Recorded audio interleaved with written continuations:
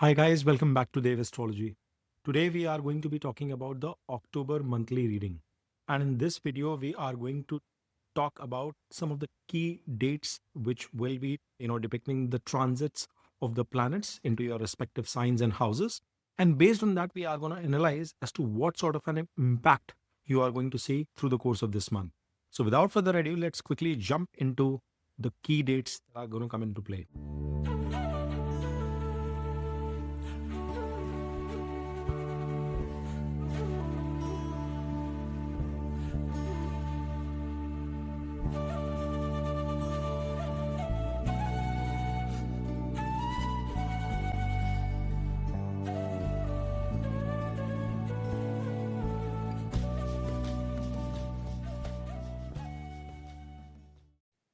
Now, guys, as you can see on your screen here, Sun is going to be in the sign of Virgo until October 16th. And from October 17th onwards, it is going to be coming into its sign of debilitation in Libra. Mercury is already in the sign of Libra from October 2nd onwards, and it will move into the sign of Scorpio from October 24th onwards. So it's going to see, a dual shift in this month. Then you have Venus, which is sitting in the sign of Leo until October 8th. And then from October 9th onwards, it will also move into its sign of debilitation in the sign of Virgo. Mars is in Libra until October 26th. And from October 27th onwards, Mars will be moving into its own sign of Scorpio. So that's a great movement which is coming into play for you guys. Then you have Jupiter in the sign of Gemini until October 17th. And then comes the big change where Jupiter moves into its sign of exaltation from October 18th onwards. So you see, Sun is coming into its debilitation, Venus is coming into its debilitation, Mars, on the other hand, is coming to its own sign whilst Jupiter is coming into exaltation. So, pretty important movements as we can see through the course of this month, with Saturn continuing in the sign of Pisces. But it's important to know that in its retrograde motion, it is now going to be moving into the Purv Bhadrapada Nakshatra in the sign of Pisces itself. Then you have Rahu in Purv Bhadrapada Nakshatra. Again, both Rahu and Saturn happen to be in the same nakshatra. It is ruled by Jupiter.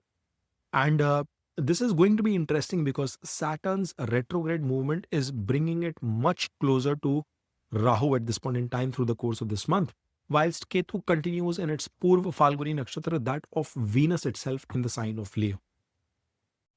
So Leos, as you guys can see on your screen here, that the conjunction of Venus with Ketu is happening in your Lagna, in your main first Rashi itself, if you are watching from a Leo moon sign perspective. Now, Venus happens to be your 10th lord and your third lord. So he holds a crucial position for your chart. And him becoming conjunct with Ketu is not one of the best thing, because somewhere or the other it is going to bring an impact towards the two houses and its signatures, which is your karma, your hard work, your confidence, your self-belief, your energy. And through the course of this conjunction, guys, you would have felt that there is a loss of energy, loss of motivation, loss of drive coming in, especially for people who are entrepreneurs, who are running their own ventures, who are doing their own startups, who are self-employed. Or if you are a student also watching this video, there could have been some kind of disruption in your overall karma. No matter what phase of life you are coming in from, you will find that there is a de-alienment in you. There is a pull that is coming out with respect to what you would want to put versus what you are actually putting in. And for good or for bad, post 8th of October, this shift will come into picture, even though Venus is coming into its sign of debilitation.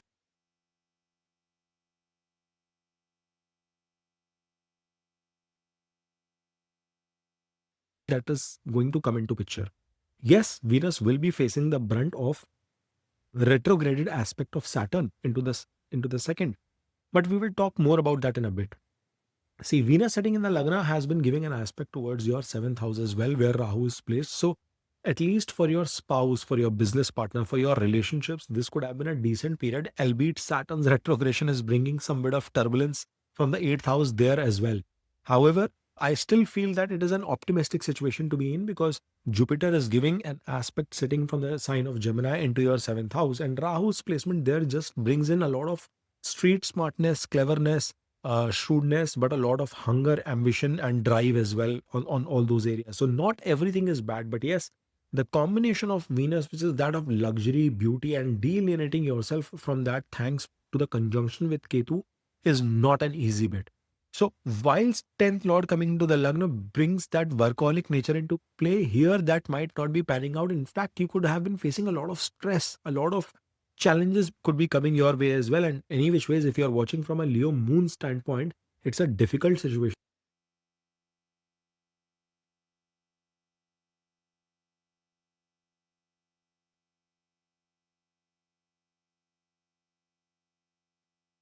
itself. We'll come to that in a bit. But when Venus moves from Lord Sun in the second itself, and it's a good place to be in, because now the 10th Lord is in the second house, or your third Lord is in the second house, where you will find that money making capability, good auspicious ceremonies happening in your family, some positive event with respect to your family, some get together is going to come into picture. You are going to find certain gains, increase in sales, expected gains also coming into your life because of your own efforts. You might not expect something coming your way, but it will eventually pan out if you've been consistent with the effort. Remember, Saturn's retrograde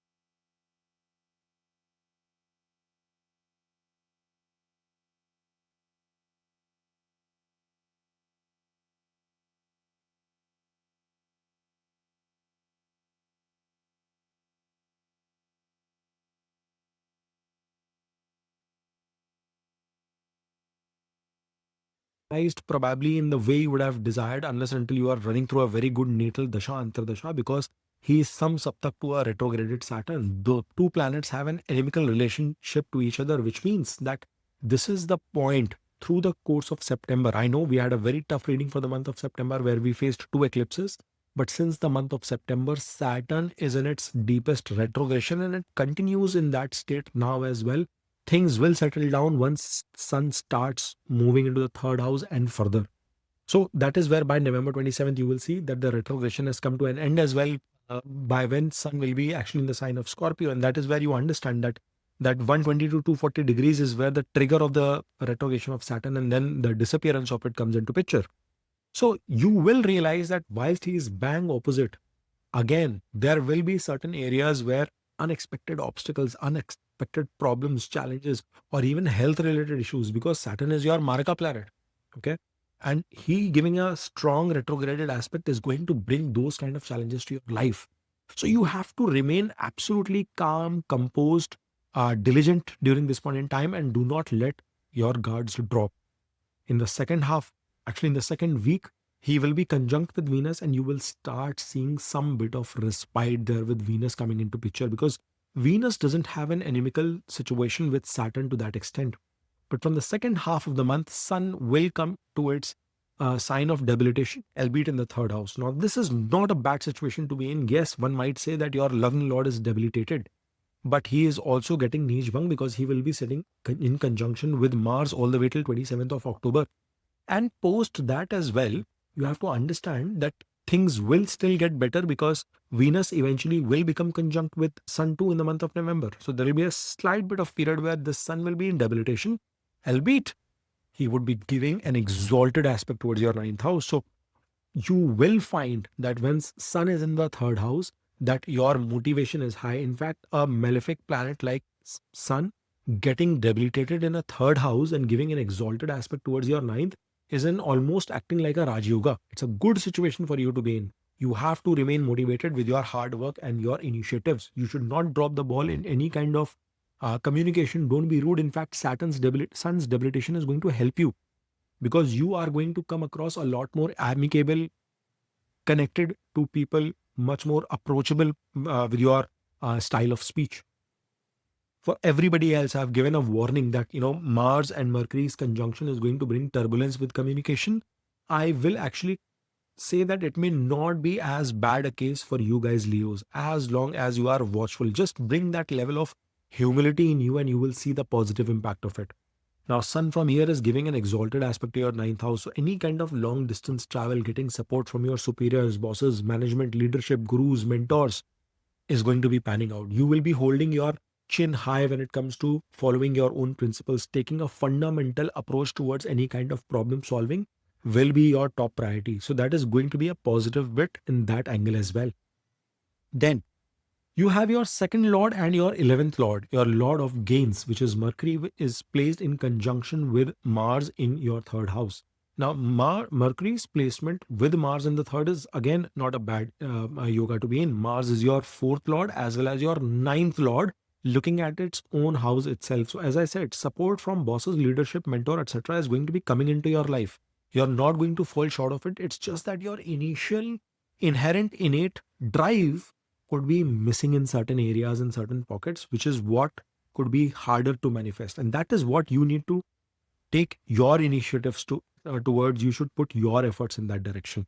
Now, Mercury is going to tell you that you have to embark upon strategic, clever, pointed communication. Do not get aggressive. Mars is 12th to itself, so it does bring the risk of any kind of accidental situations coming into picture, especially in the second half when Sun is also debilitated.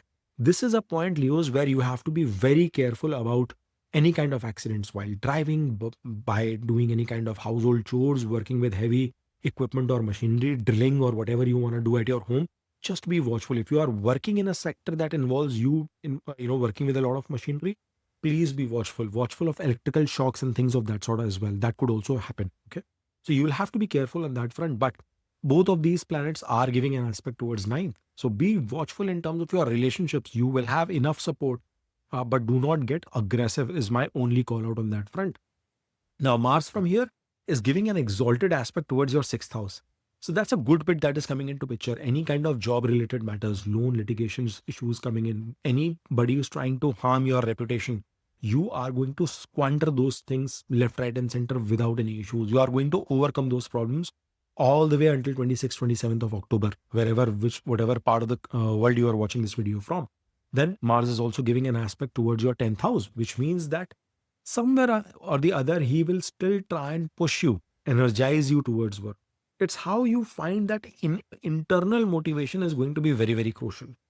Then from 24th of October onwards, Mercury will be in the sign of Scorpio and Mars will also become conjunct here from 27th of October.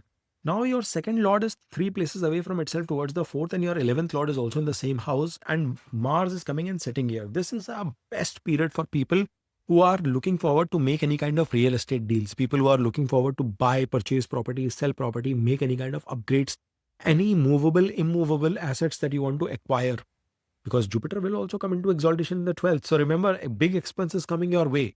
And that is why, Leos, I want to call out, this is going to be a tremendous period where any kind of decision in that direction is going to support you.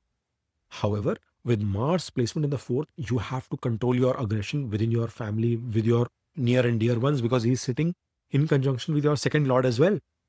He's giving an aspect, fourth aspect, at that point in time into your seventh house, where Rahu is sitting. And thereby, if there is a small spark with your business partner, with your spouse, with people that you are in relationship with, that might trigger or balloon into something very big. And this is what you have to keep a caution of, Leos, at that point in time, in the fag end of the month. Then Mars is also giving an aspect towards the sign of Gemini, your 11th house and your 10th house. It's a good bit because you will see a gain in momentum from the last week of October. There is going to be a continuous improvement. Mark my words, week over week, there is going to be a continuous improvement. Things are not as bad as they were appearing in the month of September. But the real impact, the true impact of that will come into picture from the last week of October, when you will see not only that aggressive mindset coming in towards your career and profession, but Mars is also giving an aspect towards your 11th, sitting with the 11th Lord, and your 10th Lord is in the second house. So you see how beautifully things will start panning out for you.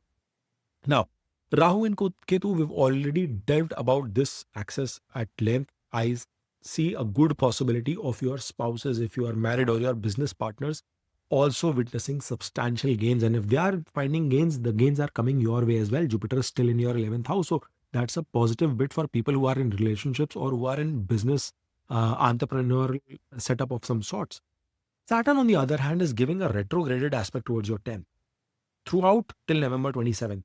Retrograded aspect towards your second house and a retrograded aspect towards your fifth. So, childbirth planning, investment strategies, any kind of major purchase, speculative activities have to be watched out for.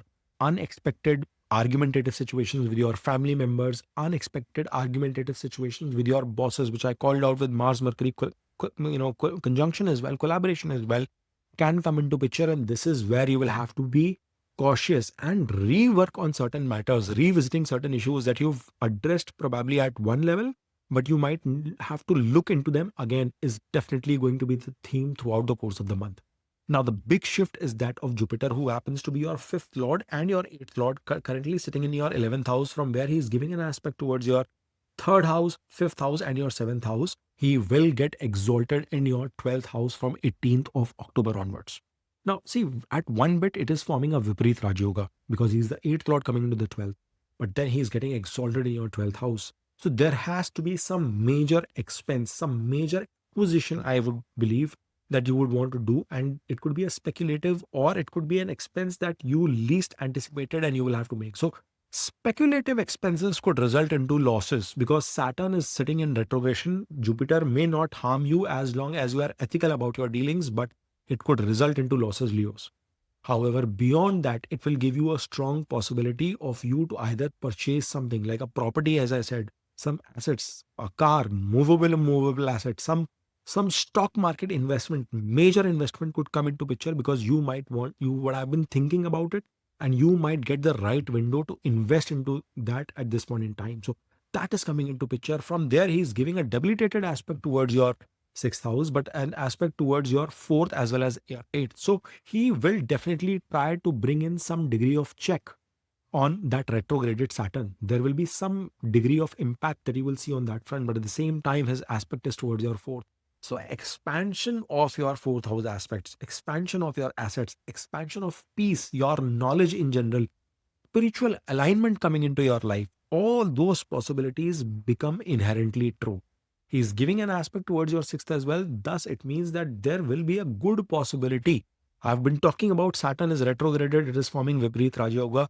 This could also act as a trigger starting from second half of October all the way till next 45 days till early part of December, where you can find suitable opportunities for a job shift. After seeing some kind of a turbulence at your work, some kind of difficulties, you will be able to come out. So people who are looking forward to make a job shift, your window will start from that period onwards, especially from the last part of October, November, all the way till the deep retrogression of Saturn reduces and you can make good leverage of that Viparit Raj Yoga. So don't leave any stone unturned if you're, seeking the right opportunities coming in your career.